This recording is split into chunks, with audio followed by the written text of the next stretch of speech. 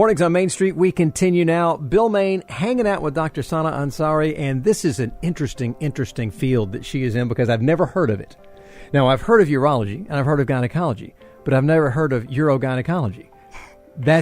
Is this something new, or has it been around? I don't know. Well, first of all, thank you for having me on the show.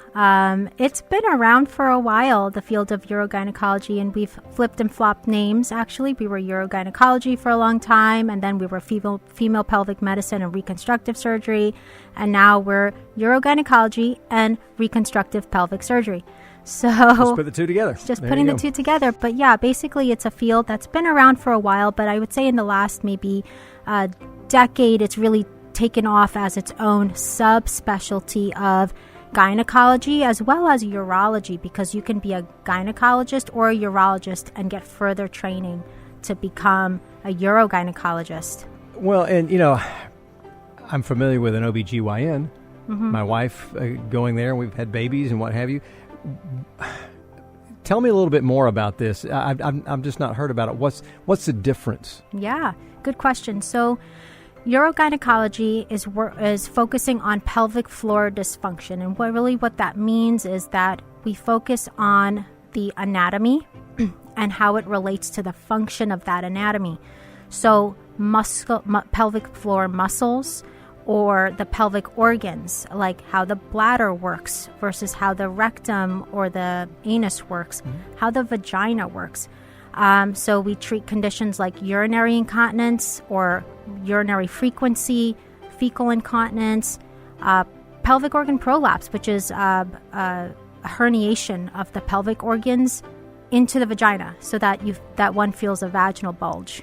Wow, I've never heard of that one either. I'm getting real education here. They have, that is such a thing, as well as other bladder problems like recurrent urinary tract infections or bladder pain syndrome. So these are all different types of things that we deal with.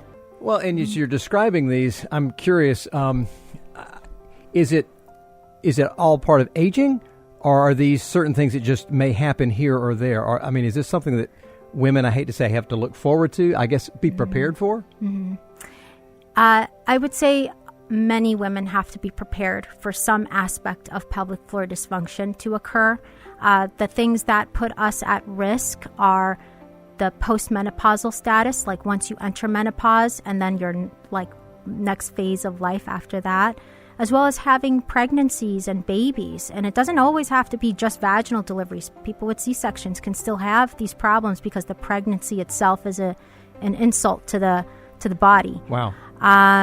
But also, women who've had surgeries in the past or trauma, may it be physical, emotional, anything. Any kind of trauma can also have certain aspects of dysfunction that can cause bladder pain or pelvic pain.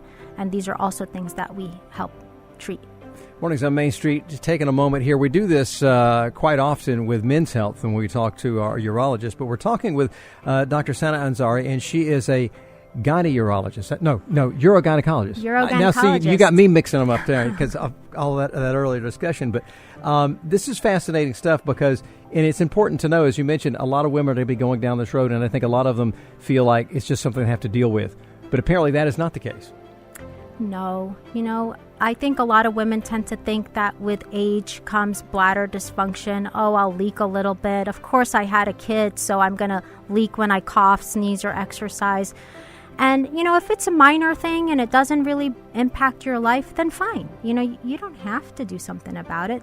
But if this is something that's changing your routine, it's changing your relationships, you're having marital issues because of this, or you're not going out anymore, to do the things that you love. You're staying indoors because you're too embarrassed to go outdoors. Or you can't exercise anymore because you feel like you've got a little egg sticking out between your legs. These are things that impact your everyday life. And this is when it becomes pathologic. And when it becomes pathologic, it requires treatment. Let's talk about treatment then, because that's, we talked about the issues. Now let's bring the hope into this.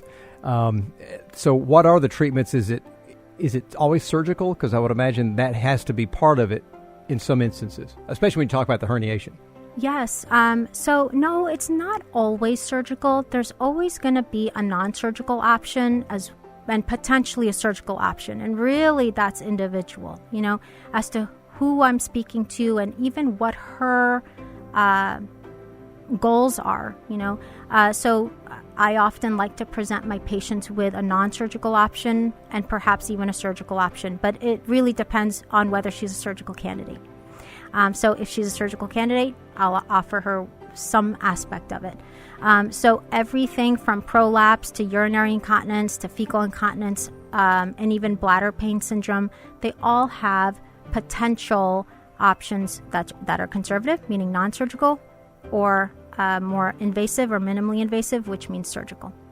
Let's talk a little bit about, we've mentioned some of these things here, and I imagine there's some folks, I'm hoping that there are some women sitting on the sideline that are going, I can do something about this. Maybe I'm going to step out of that fear zone. I don't want to talk about it, but now I want to do something. Let's kind of open the door more for them. What myth would you like to dispel when it comes to these sorts of issues for women? That you don't have to live with it. You can do something about it, and that it's not exactly normal. Also, that it doesn't mean that you're going to get a mesh placed. I think I hear a lot of patients talk about that. There's a lot of panic about that. You've seen late night commercials, right? Yeah. Right. Mm-hmm. And so, no, it doesn't have to be a mesh either, because there are non-mesh surgical options. And I often get that, my friend or my aunt had a mesh put in and it ruined her life. Okay, well, it doesn't have to be that way. That's not us. Also important, your Coke and your iced tea and your soda does not count as proper fluid intake. So it's got to be water. You just disappointed a lot of people. Okay. I can't stress the impact the importance of drinking plain water. Let's talk about this one thing before we get out of here. November is a very important month, and this is why you're here. November is National Bladder Health Awareness Month. Bladder health, extremely important. We hear about bladder cancer from time to time. Are the cases on the rise? How treatable is it? What's on the frontier there? That's a good question. In our field, we don't really deal with cancers often, but it is something that I will find. And so the important things to remember about bladder cancer, generally speaking, because I'm a urogynecologist, it's more of a female thing for me, that generally in women, bladder cancer is rare. But the things that will increase your risk of bladder cancer are smoking, maybe a history of pelvic radiation for a pelvic cancer, or family history. If you have a first degree relative with a urinary cancer, that puts you at risk. And of course, also blood in the urine.